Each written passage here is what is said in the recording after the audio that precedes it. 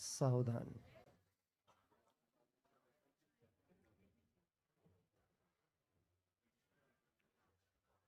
ओम नमः सिद्धेभ्य। ओम नमः सिद्धेभ्य।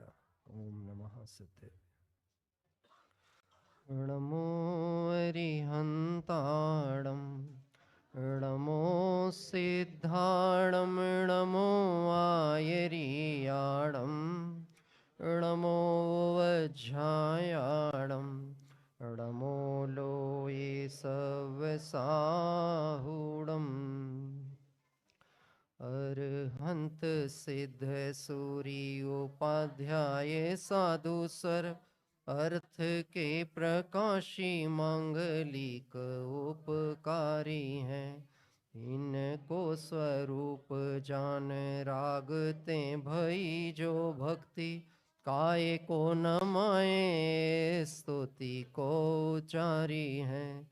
धन्य धन्य तुम ही से काज सब आज भय कर जोरी बारंबार वंदना हमारी है। मंगल कल्याण सुख ऐसो हम चाहत हैं। हो मेरी ऐसी दशा जैसी तुम धारी है। हो मेरी ऐसी दशा।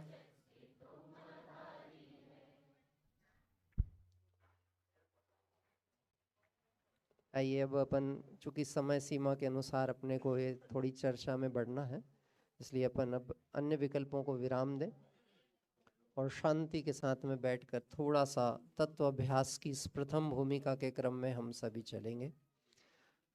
अभी हम सभी ने मंगलमय मंगलाचरण किया और मंगलमय मंगलाचरण में एक पंक्ति हमने बोली है, हो मेरी ऐसी दशा जैसी तुम धारी है। मंगल कल्याण सुख ऐसो हम चाहत हैं। हो मेरी ऐसी दशा जैसी तुम। ये जो बात कही गई है ये भावना है। क्या कही गई है? मंगल कल्याण सुख ऐसो हम चाहत हैं। मानो जिनेंद्र भगवान के सामने खड़े होकर उनकी परम शांत आनंदमय मुद्रा को देखकर, सुखमय मुद्रा को देखकर, और मुझे लगता है मैं दुखी हूँ और मुझे भी सुख चाहिए। कौन कौन दुखी है? हाथ उठाइए। जो जितना ज़्यादा दुखी हो उतना ऊंचा हाथ उठाएं, और जो थोड़े कम दुखी हों वो ना उठाएं। और जिन्हें लगता है कि दुख है ही नहीं है वो यहाँ आए ही काहे को होंगे। यहाँ आए ही बस वो लोग हैं जो वास्तव में दुखी हैं, जिन्हें लगता है कि हाँ दुख है और दुख से मुझे मुक्त होना है। यानी 6 महीने 8 समय में जो 608 जीव निकले हैं निगोद राशि से, वह वहाँ अनंत भव्य राशि जीव ऐसे पड़े हुए हैं जिन्होंने आज तक सुख क्या होता है इसकी एक झलक भी नहीं देखी। उनमें से कुछ जीव थे 608 6 महीने में निकले, 6 महीने 8 समय में निकले, और 6 महीने 8 समय में 608 जीव मोक्ष भी पधार गए। उनमें से कुछ जीव अभी संसार में हैं और आनंद का विषय कह सकते हैं कि निगोद राशि की उस महाकष्टतम महादुख समुद्र को पार कर, भैया किट बाद में बांट देना, ये किट बड़ी किटकिट करती है। अच्छा, ये किट मिल काहे के लिए रही है आपको पता है? हैं? काहे के लिए मिल रही है? कि यहाँ जो कुछ पढ़ाया जाएगा, सुनाया जाएगा, कहा जाएगा उसको लिखना है। लेकिन जब पढ़ाया जाए, जब किट मिल रही होगी तो उपयोग यहाँ कहाँ लगेगा? जब सुनेंगे ही नहीं तो लिखेंगे क्या? कोई बात नहीं, जिनको मिल गई है वो रख लीजिए और जिनको नहीं मिली वो ध्यान से सुनिए, बाद में आप उसको उपलब्ध करिएगा, लिखिएगा। कि धारा टूटती है ना तो जो बात कहने का भाव होता है वो विस्मृत होता है। ये छद्मस्त हैं अपनी भूमिका ऐसे ही, कोई तैयारी से तो आते नहीं है, लेकिन जो भाव आते हैं वह भाव कहने का परिणाम बनता है। इसलिए 6 महीने 8 समय में 608 जीव हैं जो निगोद राशि से निकले हैं और 608 जीव मोक्ष को प्राप्त किए हैं। ये सब भावना का ही फल है। यदि मोक्ष की भावना है तो मुक्ति मिलेगी, और यदि संसार की भावना तो है। हमें भावना, लेकिन सब जो में जमीन आसमान का अंतर है। भावनाएं भवनाशनी होती हैं और कामनाएं भववर्धनी होती हैं। संसार बढ़ाएंगी वो कामनाएं होंगी, और जो संसार का नाश करेंगी वो भावनाएं होंगी। मुझे लगता है यहाँ जितने इस परिसर में बैठे हैं साधर्मी बंधु, मेरी भावना से सभी परिचित हैं। बहुतायत लोगों को ये कंठ में भी विराजमान होगी, लगभग सभी, बहुत से लोगों को। कितनों को याद है मेरी भावना? बहुत अच्छा। बहुत से लोगों को मेरी भावना कंठस्थ रूप में है। कितने पद्यों में बनी है? 11। कितने पद्य हैं? 11 पद्य की ये रचना है। और इसके जो रचयिता हैं उनका नाम है पंडित जुगल किशोर जी मुख्तार। इनका एक उपनाम शुरू से जुड़ा हुआ है, वह नाम है युगवीर। क्या नाम है?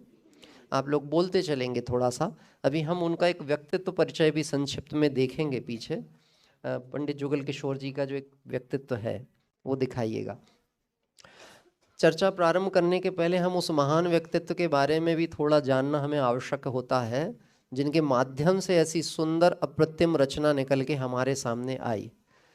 ये जो मेरी भावना है, इसके ऊपर किसी का कॉपीराइट नहीं है। मतलब यद्यपि जैन समाज में बहुप्रचलित है, आप और हम सब के हृदय का हार है, लेकिन आप समझें तो यह 12 भावना हमने मध्य प्रदेश हिंदी पाठ्यक्रम बोर्ड में भी पढ़ी थी। मतलब मैं एमपी में पढ़ता था तो 7th क्लास के स्कूल के सिलेबस में ये मेरी भावना थी। और हम पाठशाला में या मंदिर में जब सुनते थे तो हमें ऐसा लगता था कि ये तो जैनों की है। और वहाँ पे स्कूल में हमें जनरल पढ़ाई जाती थी। कई स्कूलों में प्रेयर्स के रूप में भी इसका प्रयोग किया जाता है, प्रार्थना के तौर पर इसका प्रयोग किया जाता है। इसका मतलब है कि यह जो रचना है ये कुछ ऐसी अलौकिकता और अप्रतिमता को धरती है जिसके अंदर कोई बाउंड्रीज नहीं है, कोई बंधन नहीं है। कोई ये नहीं कह सकता है कि ये हमारी है। लेकिन जो भी इस भावना को समझ लेगा उसे ये बात ख्याल में आएगी कि यह तो भावना एक आत्मार्थी की भावना है। यह जो भावना है ये एक मोक्षार्थी की भावना है। ये एक जो भावना है ये उस जीवन की, उस व्यक्तित्व की भावना है जिसने अपने समान सब जीवों को देखा है। इसलिए इस मेरी भावना के अंतर्गत इसके जो कर्ता हैं जुगल किशोर जी मुख्तार, यद्यपि बहुत प्राचीन बात कह सकते हैं हम इनको, लगभग 91 वर्ष की इनकी आयु रही और उन्होंने जैन साहित्य के लिए बहुत काम किया। एक सामान्य परिवार से इन्होंने बिलोंग किया है। और आप ये बात समझिएगा, जब भी हीरे निकलेंगे तो वह खदानों से निकलेंगे। वो खदान को प्रथम दृष्टि देखेंगे तो वो पूरी कचरे से ढकी होती है, धूल मिट्टी से ढकी होती है, पर उसी के बीच में कहीं कोई रत्न छुपा होता है। आदरणीय बाबू युगल जी साहब का नाम भी आपने सुना है, लेकिन युगल जी साहब अलग हैं और जुगल किशोर जी साहब अलग हैं। युगल जी बाबू जी ने एक लाइन लिखी है, अभिशापों में वरदानों के स्वर्णिम फूल खिला करते हैं। और शायद जुगल किशोर जी जैसे व्यक्तित्व इस बात के लिए एक आदर्श उदाहरण है कि अभिशापों में वरदानों के स्वर्णिम फूल खिला करते हैं। अग्रवाल समाज से थे आप, और उसके बाद भी आपको जैन दर्शन के अध्ययन की रुचि तो खैर बाद में लगी। बचपन से आपने जो मूल भाषाएं पढ़ी वो उर्दू और फारसी भाषा, ये उनकी बेसिक शिक्षा थी। हिंदी उन्होंने पढ़ी ही नहीं थी, उर्दू फारसी। उसके बाद अध्ययन करते करते जब वह आगे के क्रम में बढ़े तब उन्होंने अन्य भाषाओं में हिंदी, प्राकृत, संस्कृत, अंग्रेजी, इन भाषाओं का भी ज्ञान प्राप्त किया। और लगभग इन्होंने 34 ग्रंथों का, और ये 34 ग्रंथ में मेरी भावना सबसे सरल रचना है, सबसे सरल रचना। बाकी जितने ग्रंथ इनके हैं वो बहुत न्याय सिद्धांत जैन ग्रंथ हैं। यदि आप उनमें से किसी ग्रंथ को उठाएंगे, जैसे आप्तमीमांसा है, स्तुति विद्या आदि है, ऐसे ग्रंथ को उठाएंगे तो आपको लगेगा ये व्यक्तित्व बहुत गंभीर है, बहुत गहरे चिंतक हैं। लेकिन इतने गहरे चिंतक गंभीर व्यक्तित्व के द्वारा एक ऐसी कृति की रचना हुई है जो सबके हृदय में स्थापित हो रही है और सबके मन में विराजमान हो रही है। नींद तो नहीं आ रही है? झूठ भी बोल दोगे तो मेरा क्या जाएगा? क्या कह रहे हैं? और सच बोलोगे ही नहीं, सच स्वीकारोगे तो आपका ही भला होने वाला है। यद्यपि ये जो हमारा समय है ना स्वाध्याय के लिए, अब हम जो बैठे हैं, अब बहुत जल्दी 12 बजने वाले हैं, और 12 बजने का मतलब आप सब बहुत अच्छे से समझते हो। इन लोगों को तो क्या है, थोड़ा थोड़ा थोड़ा थोड़ा थोड़ा करके 12 ही बजा देते हैं? लेकिन ये हमारा सौभाग्य है, जब सारा जगत इस समय विषय भोग राग रंग प्रपंच काम धंधा विकथाओं में रहता है, उस समय उन जीवों में से निकलकर कोई बिरले जीव हैं जो तत्व की बात, अपनी बात, भगवंतों की बात, आत्मा की बात सुनने के लिए यहाँ पर आए हैं। ऐसे लोग हाथ उठाएं जो स्वयं स्वेच्छा से आए हैं, और ऐसे लोग भी हाथ उठाइएगा जो किसी की प्रेरणा से आए हैं, स्वेच्छा से आए हैं। वाह, बहुत अच्छी बात है। अच्छा, कोई ऐसा है जो प्रथम बार यहाँ आया है, वो प्रेरणा से आया? प्रेरणा से मतलब परिवार ने बोला है, मित्र ने बोला है, बहन ने बोला है, किसी ने कहा है कि चलो एक बार देखते हैं चल के? चलिए, बहुत अच्छी बात है।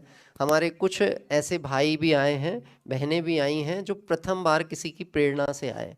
इनमें बहुत सारे लोग ऐसे भी हैं जो पिछली बार किसी की प्रेरणा से आए थे और इस बार वो दूसरे की प्रेरणा के कारण बने हैं। ये सीधी सी बात है, यदि बात रुचेगी, बात जचेगी तो उसका आनंद स्वयं ही लेंगे, इतना ही नहीं है, वो बात हम घर घर तक पहुंचाएंगे। जिनसे हमें प्रेम है उन तक भी वो बात हम पहुंचाने का प्रयास करेंगे। ये जो मेरी भावना है, इसको आप ऐसा समझ सकते हैं, एक प्रेम की कृति है। ये जो मेरी भावना है, ये एक तरह से सहिष्णुता की कृति है। ये जो मेरी भावना है, ये वीरत्व की कृति है।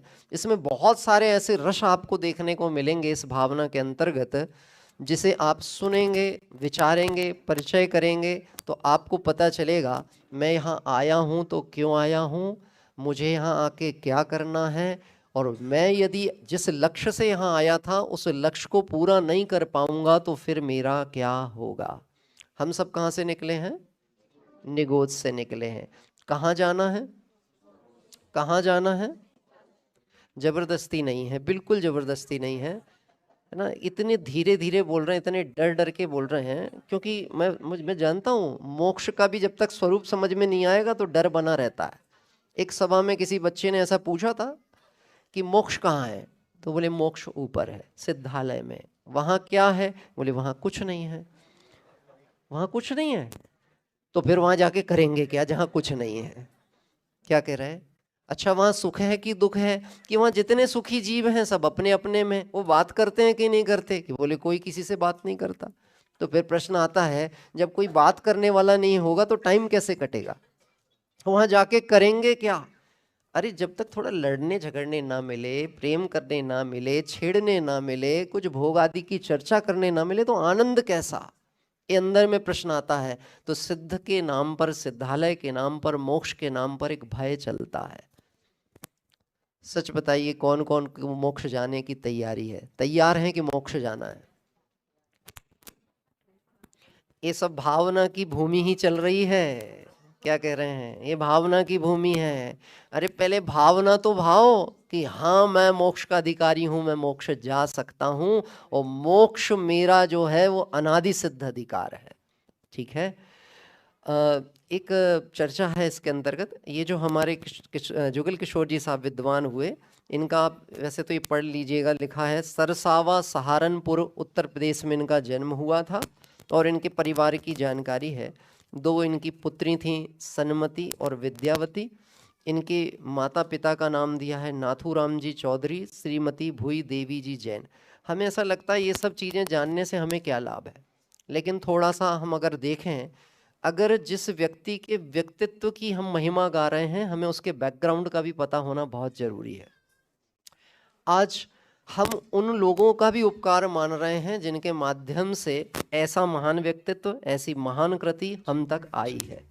आप जब देखेंगे इनकी बायोग्राफी पढ़ेंगे तो उनकी बायोग्राफी में बात आई है, इन्होंने लगभग जो 34 ग्रंथ रचना की और प्रकाशन किया, मैंने इसमें इनकी दादा दादी का नाम भी लिखा है।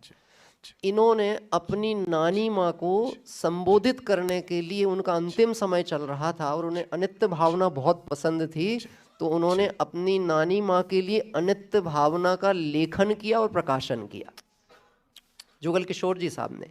इन्होंने अपनी पुत्रियों को भी धर्म तत्व के संस्कार दिए और इनके नाम से भी साहित्य का प्रकाशन किया। यानी आप समझ सकते हैं जिसे जिससे प्रेम होता है वो उसे क्या देना चाहता है। यदि धर्म से मुझे प्रेम है तो मैं अपने जिनसे भी मुझे प्रेम होगा मैं उन्हें भी क्या देना चाहूँगा, धर्म का ही शिक्षा, धर्म का ही मार्ग देना चाहूँगा। आइए हम सभी इस मेरी भावना को प्रारंभ करने से पहले आचार्य समंतभद्र स्वामी के पास चलते हैं। रत्नकर्ण श्रावकाचार नामक ग्रंथ आप सब परिचित हैं। बहुत सारे लोगों ने सतपथ के प्रश्न मंच के अंतर्गत उसको आद्योपांत कंठस्थ किया था। आपको ध्यान होगा उस रत्नकर्ण श्रावकाचार ग्रंथ में एक छठवां अधिकार है जो सबसे बड़ा अधिकार है, और उस छठवें अधिकार का नाम है भावना अधिकार। क्या नाम है? बोलते चलिएगा, आप बोलते चलेंगे तो आपको प्रमाद नहीं आएगा, और आपको यदि प्रमाद आ रहा हो तो मैं आपको अभी तरीका बताता हूँ आपकी नींद उड़ाने का। पहले बोलो, नींद किस किस को आ रही है? आप बोलो ना बोलो, क्या मुझे दिखता नहीं है? लेकिन आपको हंसी आए, आपको आनंद आए, इसके लिए धर्म नहीं है। क्या कह रहे हैं? आपको खुश करने के लिए धर्म नहीं है। आप आनंद क्या है, सुख क्या है, जो पराधीन ना हो, स्वाश्रित हो, और जब चाहिए हो तब आप प्राप्त कर सको, उसके लिए धर्म है। ठीक है? यदि नींद किसी को आ रही हो तो मुनिराज की जैसे मुद्रा होती है ऐसे मुद्रा में बैठ जाइएगा, पद्मासन मुद्रा। पर कौन सी वाली? लॉक्ड वाली, समझ गए आप? जो ऐसे लॉक होती है ना, आप वैसे बैठ जाइएगा। जिसमें भी पुरुष वर्ग ट्राई कर लीजिए। अब आपको उसके स्वाध्याय, मैं कह रहा था रत्नकर्ण श्रावकाचार्य में एक भावना अधिकार है जो सबसे बृहद और विस्तृत अधिकार है। उसके अंतर्गत ये बात कही गई है कि सब धर्मों का मूल जो है वो भावना है। क्या कहा गया है? सब धर्मों का मूल क्या है? भावनाएं जो होती हैं वो परिणामों को उज्जवल करती हैं। भावनाओं से मिथ्या दर्शन आदि का यानी अज्ञान का अभाव होता है। भावना से व्रतों के परिणाम दृढ़ होते हैं। भावना से वीतरागता की वृद्धि होती है। भावना से अशुभ ध्यान का अभाव होकर शुभ ध्यान की वृद्धि होती है। भावना से आत्मा का अनुभव होता है। इत्यादि हजारों गुणों को उत्पन्न करने वाली भावना ही है। ऐसा जानकर भावना को एक भी क्षण नहीं छोड़ना। मैंने जितने पॉइंट कहे हैं इसमें एक चीज पर जोर दिया गया है, भावना को नहीं छोड़ना। यहाँ किसी का नाम भावना है? होंगे एक दो तो पक्के में निकल जाएंगे। ठीक है?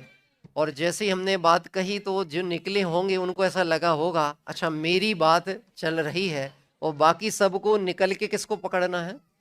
भावना को पकड़ लेना। भावना को एक पर भी छोड़ना नहीं, बिल्कुल जहां भावना दिखे वहीं पकड़ लेना। यहां कह रहे हैं मेरी भावना। किसकी बात चालू हो रही है? मेरी भावना। एक बार हम, चूंकि अपने पास समय की सीमा मात्र 10 मिनट शेष है, इसलिए हम मेरी भावना की 4 पंक्तियों को पढ़कर थोड़ा सा उस विचार चर्चा के क्रम में बढ़ेंगे। इससे पूर्व में डॉक्टर एक हीरा लाल जी साहब हुए हैं, बहुत बड़े विद्वान हुए हैं, जिन्होंने धवला आदि ग्रंथों का कार्य संपन्न किया। कभी जब आप उनके व्यक्तित्व के ऊपर भी जाएंगे तो आपको पता चलेगा कि कैसे कैसे महान पुरुष हमारे इस जिन शासन में हुए। उन्होंने धवला जी की प्रस्तावना के अंतर्गत एक बहुत सुंदर लाइन लिखी है, यादृशी भावना यत्र सिद्धिर भवती तादृशी। जिसकी जैसी भावना होती है उसे वैसे कार्य की सिद्धि होती ही है। बोलेंगे एक बार, जिसकी जैसी भावना होती है उसे वैसे कार्य की सिद्धि होती ही है। फिर से बोलिए, जिसकी जैसी।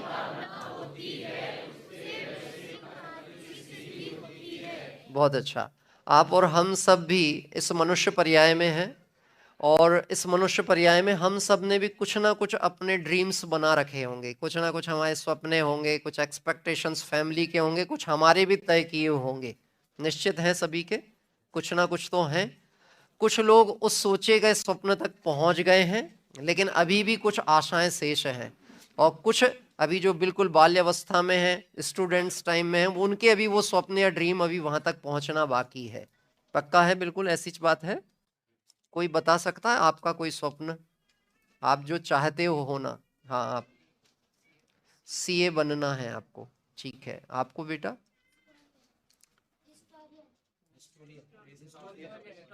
हिस्टोरियन बनना है। अच्छा, मुझे तो अभी समझने भी पड़ेगा कि ये क्या है। बहुत बढ़िया, ठीक है। आप बताएंगे बेटा आपको? आपको कुछ नहीं बनना है? ठीक है, कोई बात नहीं। कोई तो ऐसा मिला जो कुछ बनना ही नहीं चाहता है। और कोई बहनों में? आप बोलो, आपका कुछ सोचा हुआ है, क्या बनना है? डॉक्टर बनना? हाँ, जोर से बोलो, डरने की क्या बात है। डॉक्टर बनना है। पीछे से कोई की और कोई एक्सपेक्टेशंस रह गई हो? एक आध जन पीछे से बोलिए। ये सभा कौन सी है? लेकिन इसके बाद भी हमने जो ड्रीम सोच रखे हैं हम वहीं से बात कर रहे हैं। क्या कह रहे हैं? मुझे इंजीनियर बनना है, मुझे सीए बनना है, मुझे डॉक्टर बनना है, मुझे ऐसा बनना है। किसी एक जन ने भी ऐसा नहीं बोला मुझे पूर्ण सुखी होना है, मुझे भगवान बनना है। इसका मतलब है अभी भावना जो हमारी चल रही है वो भावना नहीं, वो कामना है। क्या चल रही है? कामना। और जो कामना होती है ना, आप जो सोचोगे, आपको पता है, जो आईएएस हो, सीए हो, या आपके क्या कहते हैं एमबीबीएस की स्टडी हो, इसमें कितनी पोस्ट निकलती हैं और इसको अचीव करने के लिए तैयारी करने वाले लोग कितने होते हैं? कितने हो सकते हैं? ठीक है, हो सकता है पोस्ट निकलने वाली हो 1000 और अप्लाइड करने वाले होंगे 10 लाख। मैं आपसे पूछना चाहता हूं उस 10 लाख में से वह कौन है जो 1000 पे सिलेक्शन हो सकता है? कौन हो सकते हैं? पता है कौन हो सकते हैं? जिसकी भावना दृढ़ होगी वो हो सकता है। कौन हो सकता है? जिसका संकल्प पक्का होगा वो हो सकता है। अगर जिसने सोच लिया, मेरे से बड़े बड़े धुरंधर बैठे हुए हैं, 5-5 बार के एग्जाम्स जिन्होंने फेस कर लिए हैं, अब ये तो बैठे ही हैं पक्के में, ये पहले निकालेंगे। बोलो निकाल सकते हैं कि नहीं? वो नहीं। यानी जिसकी जैसी भावना होगी उसे वैसे फल की प्राप्ति होगी। इस बात को अब ध्यान रखिएगा। 6 महीने 8 समय में जो 608 जीव निगोद से निकले थे, उनमें से अनंत जीव मोक्ष पहुंच गए हैं और अनंत जीव राशि अभी भी निगोद में है, और 608 में से 450 अभी यहां पर बैठे हुए हैं। अब वो जो 450 हैं, उनके ड्रीम्स क्या हैं, उनके स्वप्न क्या हैं, उनकी भावना क्या है? बोलिए। अब भगवान बनने की भावना वाले हाथ उठाइए। ऐसे जो डॉक्टर्स हैं वो भी भगवान बन सकते हैं, जो सीए हैं वो भी भगवान बन सकते हैं। क्या कह रहे हैं? उनको लगता है हम तो बस डॉक्टर बन जाए इतना ही बहुत, हम सीए बन जाए बस यही जीवन सफल हो जाएगा हमारा। आपको मालूम है बाबू युगल जी साहब ने आपकी सिद्ध पूजन में लिखी है, डॉक्टर्स कौन है, उनका नाम दिया, सिद्ध भगवान को ही डॉक्टर कहा। चिन्मय हो चिद्रूप प्रभु, ज्ञाता मात्र चिदेश, शोध प्रबंध चिदात्म के सृष्टा तुम ही। एक डॉक्टर पक्के तुम ही हो, बाकी लोगों की तो खोज जारी है। क्या कह रहे हैं? विज्ञान के निष्कर्ष कभी फाइनल नहीं आते हैं, विज्ञान की खोज हमेशा जारी रहेगी। डॉक्टर्स में भी आप देखना रिसर्च हमेशा चलती रहेगी, कभी एंडलेस नहीं होने वाली। नई समस्या आएंगी, रिसर्च होती रहेगी, लेकिन फाइनल रिजल्ट कभी नहीं आएंगे। लेकिन यदि एक बार मैंने मुझे पहचानने की, मुझे जानने की, मैं कौन हूं, आया कहां से, क्या करना है और कहां जाना है, इस बात को तय करके सच्ची भावना मान ली, तो निश्चित समझना निगोद से हम निकले ही भगवान बनने के लिए थे, वापस लौट के निगोद जाने के लिए निकले ही नहीं थे। वो तो हम भूल जाते हैं थोड़ा। क्या कह रहे हैं? भूल जाते हैं। अभी 3 दिन के बाद हम जैसे ही वापस जाएंगे तो क्या कहलाने लगेंगे? कहाँ से आए थे? बम्बई से आए थे, और वापस कहाँ जाएंगे? बम्बई। तो हम कहाँ थे? बम्बैया थे, और बम्बैया ही हम अहमदाबाद से आए थे और अहमदाबाद जाएंगे। हम निगोद से आए थे और हम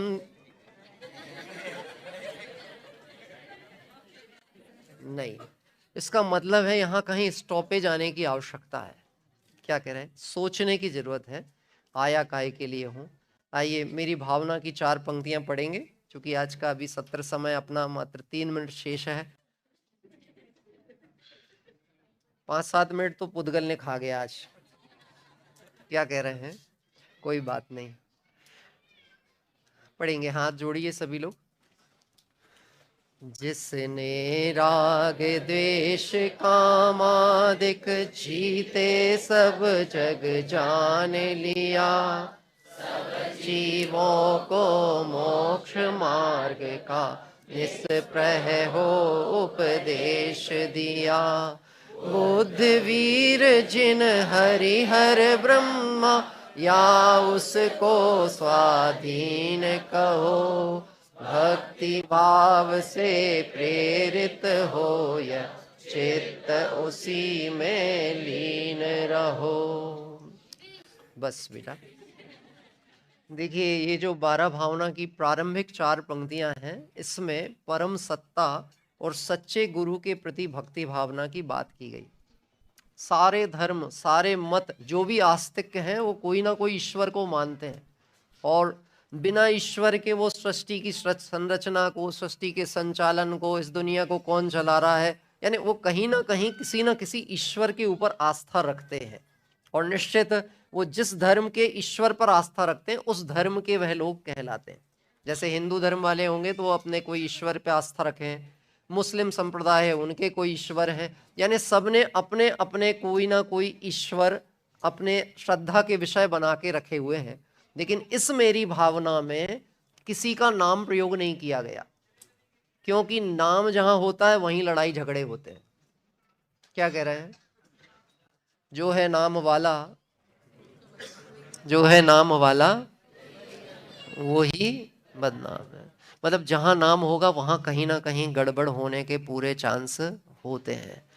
जुगल किशोर जी साहब ने जब इष्ट का स्मरण किया, तो उस इष्ट के स्मरण में उन्होंने कहीं भी किसी ईश्वर का नाम नहीं दिया, और कुछ ऐसे गुण लक्षण बता दिए कि हम सबके सामने झुकने तैयार हैं, बस हमें तो गुणों से मतलब है।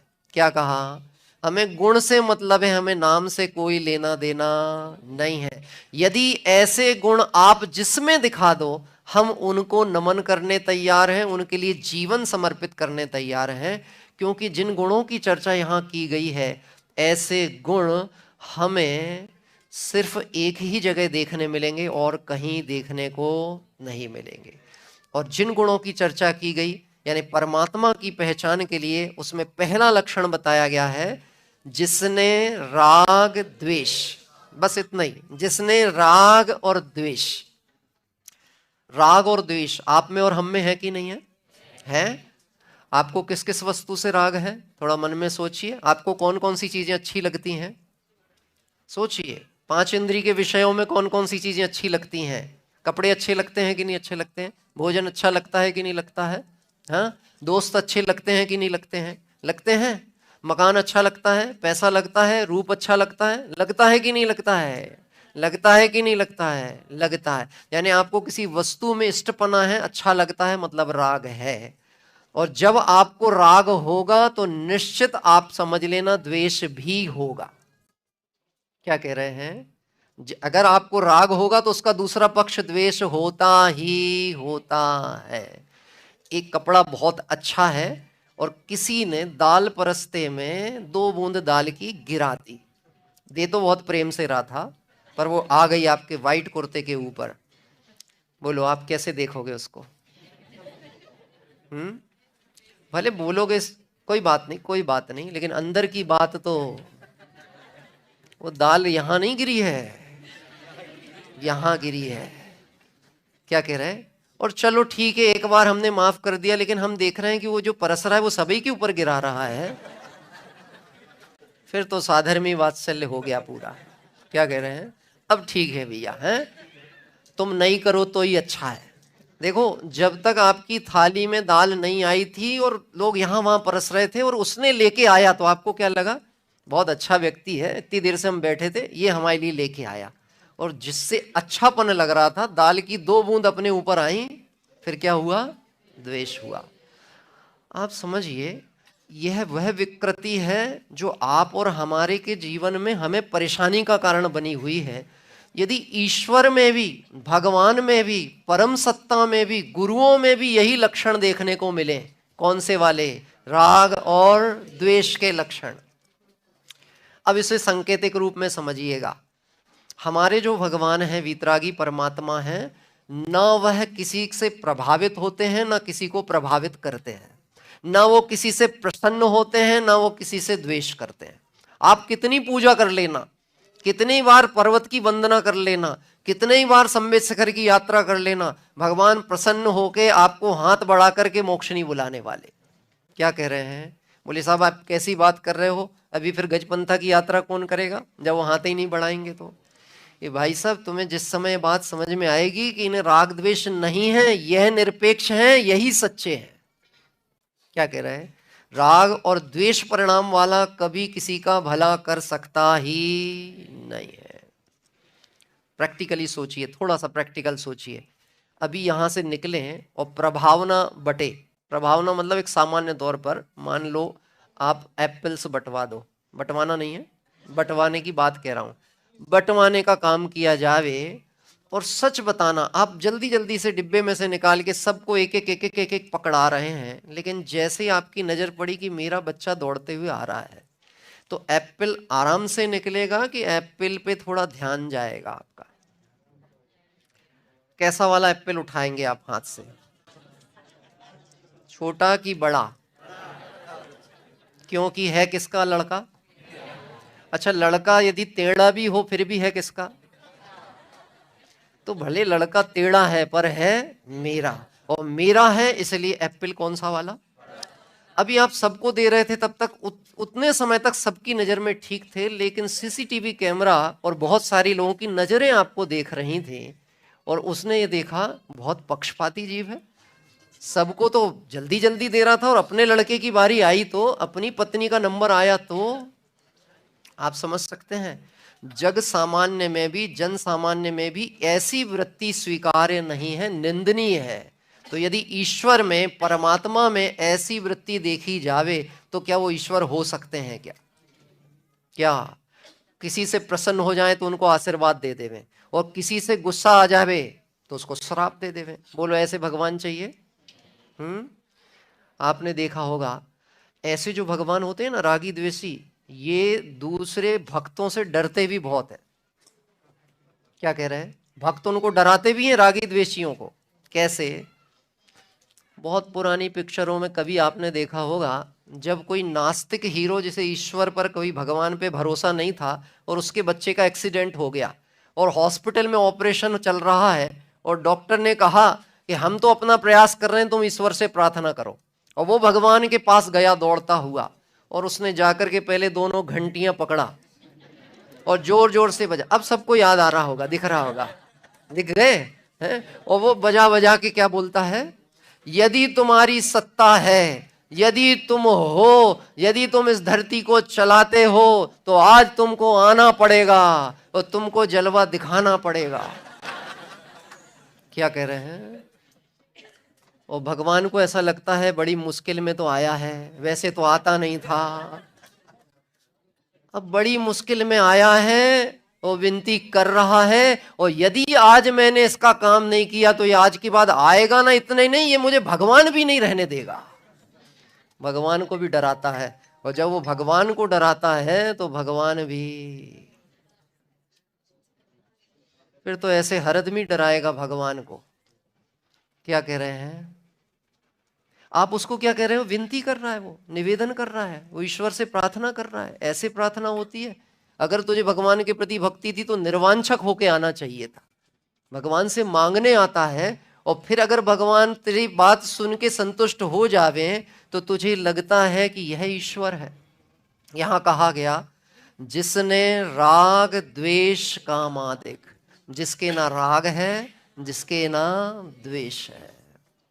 बहुत गंभीर भावनाएं हैं, समय अपना हो गया है, सिर्फ इस पंक्ति को अभी गुनगुनाइएगा और फिर हम आगे की ओर बढ़ेंगे। जिसके ना राग है, जिसके ना द्वेष है, जिसके ना काम है। काम मतलब इसमें 18 प्रकार के दोषों की बात की जाएगी। कौन से दोष? 18 प्रकार के, जिनके जन्म नहीं है, जिनके जरा नहीं है, जिनके मरण नहीं है, जिनके बुढ़ापा नहीं आता, जिनको नींद नहीं आती, जिनको पसीना नहीं छूटता, क्या कह रहे, भूख नहीं लगती, प्यास नहीं लगती। क्योंकि ये जो दोष सामान्य हम और आप में है, यही अगर ईश्वर में हो तो ईश्वर का विशेषपना क्या कहलाएगा? भगवान का बड़ापन तो ये है कि वो हमसे कुछ विशिष्ट गुण वाले हों, तो तो उनको ईश्वरपना कहा जा सकता है। लेकिन जो कमी, जो गलतियां, जो कमजोरी आप में और हम में और आम आदमी में हो, वही ईश्वर में स्थापित हो जावे, तो फिर ईश्वर के पास जाने की जरूरत क्या है? क्या कह रहे हैं? वहां जाने की आवश्यकता तो यह है कि हे प्रभु, जो आपके पास है वो मेरे पास नहीं है, और मुझे क्या चाहिए? मुझे क्या चाहिए? एक शब्द में बोलिए, आप सबको क्या चाहिए? क्या चाहिए? सुख। इसका मतलब है हम सब अभी दुखी हैं, इतना तो मानना पड़ेगा, क्योंकि बोला है ना कि मुझे सुख चाहिए है। बेटा क्या दुख है बताओ? मिथ्या। ये पढ़ा लिखा बच्चा है ना, लेकिन बहुत सारे लोगों को समझ ही नहीं आएगा ये मिथ्यात्व क्या होता है। Wrong things, wrong thoughts. बता सकते हो सरल भाषा में, जो एकदम नया आया उसको समझाने के लिए? बोलो। जब हम बड़े वस्तु में अपना मानते, जैसे घर को अपना मानते, पर वह उज्जवल वस्तु। बहुत बढ़िया बेटा, तुम तो यहाँ बैठा करो आके। ये बोल रहा है जो है नहीं उसको यदि मैं मान रहा हूं, जो सही नहीं उसे यदि मैं सही मान रहा हूं, तो वो गलत है, वो दुख का कारण है, वो मिथ्यात्व है। मैं तो बहुत सरल भाषा में पूछना चाह रहा था, कोई दुख है क्या आपको? किसी को भी कोई दुख है क्या? है? ये जो आपके हंसते चेहरे हैं ना, मुस्कुराते हुए चेहरे हैं, इसके पीछे का जो दर्द है वो आप ही जानते हो। पक्की बात है, कोई बताना नहीं चाह रहा, कोई बताना नहीं चाह रहा, लेकिन दुख है कि नहीं है? है कि नहीं है? हैं? बोलिए। थोड़ा सा विचार करना, आज दिन भर में बैठ करके विचार करना। यदि रात्रि के सत्र में क्वेश्चन आंसर्स की बात आए, और यदि कोई ये प्रश्न भी पूछे कि मुझे यह दुख है और इस दुख से बचने का यदि आपके पास कोई उपाय हो तो बताएं। आप अपना दुख लिख के लाइए और उसका उपाय जिनवाणी आगम देवशास्त्र गुरु के मार्ग से अपन निकालने की कोशिश करेंगे। ठीक है? क्योंकि जब तक दुख भासित नहीं होगा तब तक सुख के लिए प्रयास करेगा ही नहीं। टोडरमल जी साहब ने एक बहुत गजब का दृष्टांत लिखा है मोक्षमार्ग प्रकाशक में। गजब मतलब खतरनाक दृष्टांत दिया है, और उस दृष्टांत में दिया है जैसे किसी के कान में तेज दर्द हो रहा हो, कर्णशूल शब्द डाला है, और कर्णशूल में दर्द नहीं सहा जाता है तो बकरे का मूत्र कान में डालता है। क्या डाला है? बकरे का मूत्र। अरे वो तो हम लोग क्या है, सीसी में भरा हुआ आता है इसलिए पता नहीं चलता। जो एलोपैथिक दवाई आती, किसको मालूम कहाँ भरा है?